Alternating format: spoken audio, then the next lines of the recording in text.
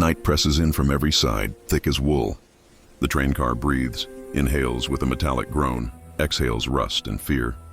40 women stand shoulder to shoulder, bodies swaying in the dark, boots slick with old straw and something darker that no one names. Somewhere beneath the iron wheels, the earth rattles like teeth. "Close your eyes," the guard has said. Not shouted, not cruel, just firm.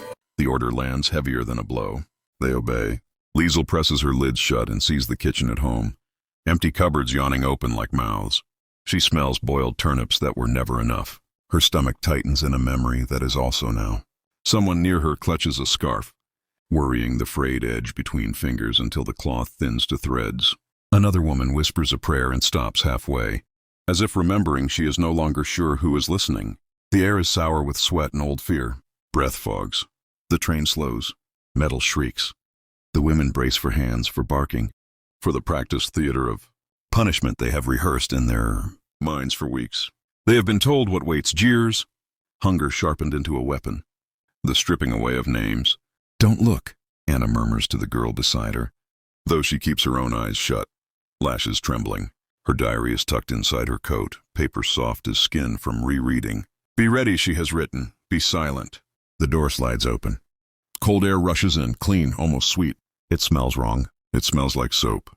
Footsteps approach, measured. No laughter, no curses. A voice speaks in a language that rolls strangely, vowels round and open. A woman flinches as a shadow passes, expecting the strike that never comes. "Open your eyes," the voice says. For a heartbeat, no one moves. In that held breath, between fear and sight, everything they have been taught trembles, as if the world itself is about to split. They move again before understanding where here is. The women descend from the train in a stagger, boots meeting solid ground that does not crumble. Gravel crunches, an ordinary sound, almost obscene in its normalcy.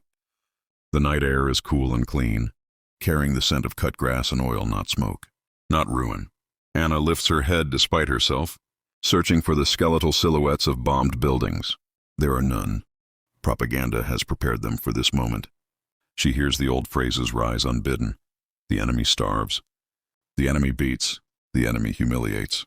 She repeats them silently like rosary beads, trying to keep her fear sharp, because dull fear is dangerous. Dull fear invites hope. They are marched, but not hurried, past floodlights that hum softly, past trucks parked in neat lines, past men who watch without shouting. One soldier offers a cigarette to a guard. The flame flares, brief and warm.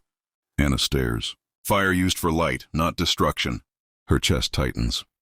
In her pocket, the wooden comb presses into her palm.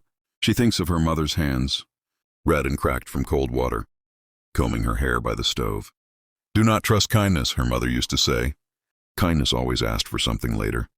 Inside another building, benches wait. Actual benches. The women sit because they are told to, not because they collapse. A canteen clatters somewhere. There is laughter, quickly hushed, not at them, but among the guards themselves. Human laughter, not the sharp-edged sound Anna expected. Liesel leans close, her breath trembling.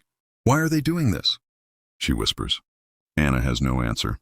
She feels unmoored, as if the ground beneath her is tilting.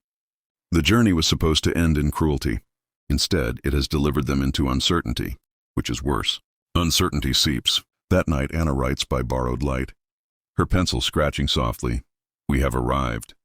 I am afraid because nothing hurts yet. I do not know what comes after this kind of silence." They are lined up again at dawn. The sun rises without permission, pale and steady, touching the buildings with a softness that feels almost deliberate. Anna squints, waiting for the illusion to break, for the ruins to reveal themselves, for the scenery to collapse into the familiar language of destruction. It does not. Windows are whole. Roofs sit squarely on walls. A flag stirs in the morning air, its colors clean, unburned. "Close your eyes." The instruction returns quieter than before. Anna's stomach clenches. Around her, bodies tense as if bracing for a blow rehearsed 100 times in the dark. She smells soap again, stronger. Now, floral, impossible. Her mouth fills with saliva, an instinctive response she despises. Hunger has made her body betray her mind. Hands move among them, not grabbing, guiding. A brush of fingers against her sleeve makes Anna flinch so hard her knees buckle. Someone steadies her, a woman's voice this time, calm, almost kind. Something heavy is placed into Anna's hands. "Open." Her eyes obey before her thoughts do. The object is white, solid, rectangular, soap. For a moment, the world narrows to its weight. Its smoothness. The faint imprint of a brand name pressed into the surface like a promise. The smell blooms, flowers, clean water.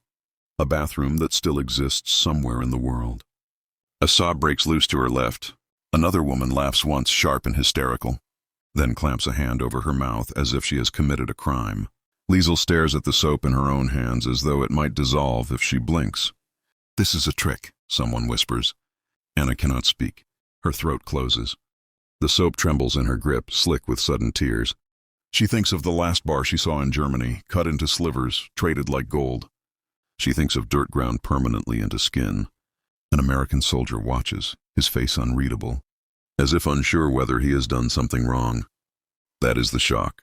Not the object, but the intention behind it. Later, Anna writes with shaking hands, "They gave us soap. I do not understand what kind of enemy wants us clean. I am more afraid now than before." The smell reaches them before the sight. It rolls down the corridor in slow, impossible waves. Fat, salt, something sweet burned just enough to darken. Anna's body reacts before her mind allows it.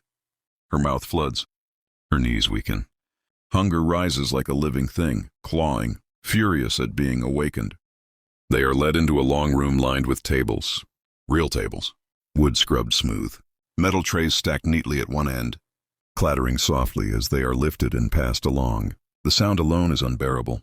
Order has a noise. Abundance does too. When Anna receives her tray, she nearly drops it.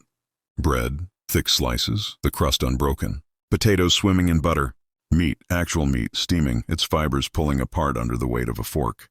Something pale and soft that might be cake. Or pudding. She cannot tell. Her eyes burn. "Eat!" a guard says, gesturing gently, as if afraid to frighten animals from the forest. They sit. No one moves. Liesel's hands hover over her food, fingers shaking so badly they rattle against the tin. "If we eat it all," she whispers, "they'll punish us later." Anna lifts her fork. It feels too heavy, like it belongs to someone else. She cuts a piece of meat and brings it to her mouth, half expecting someone to shout. No one does. The taste detonates. Salt, fat, heat. Her jaw locks around the bite as tears spill freely now. Unstoppable. Around her, women sob into their hands, into their bread, into the strange mercy of being allowed to eat without begging. One woman chews too fast and gags, her body forgetting how to receive plenty. Anna forces herself to slow down. She counts bites. She remembers starvation teaches discipline even in paradise. That night she cannot sleep. Her stomach aches, not with hunger, but with fullness. A sensation so unfamiliar it feels like illness. In her diary she writes, "We ate like ghosts learning how to be solid again. I am ashamed of how much I wanted more." Outside, America hums on, lights glowing steadily, untouched by sirens, while inside the women lie awake, wondering how kindness can hurt this much. The next revelation is quieter. It arrives without ceremony, without an object to hold or a taste to chase. It comes in the way they are spoken to. A woman guard addresses them in careful German, her accent thick but earnest. She explains the rules. She says please. She waits for questions. When no one speaks, she nods as if understanding the weight of silence. They are given clean clothes, not uniforms, not rags, dresses folded neatly. Fabric soft from many washings, underwear, socks without holes. Anna runs her fingers along the seam of a sleeve, stunned by its patience. Someone has repaired this. Someone has cared. In the washroom, mirrors hang on the wall. Mirrors. Anna avoids hers at first. She knows what waits there, a stranger, with hollow cheeks and eyes too large for her face. When she finally looks, she gasps, not because of how ruined she appears, but because the mirror is intact. No crack spidering across the glass, no tape holding it together. Her reflection is whole, even if she is not. Water pours from the taps, hot and relentless. Steam fills the room. The women stand under it, shoulders hunched, as if expecting it to be shut off at any moment.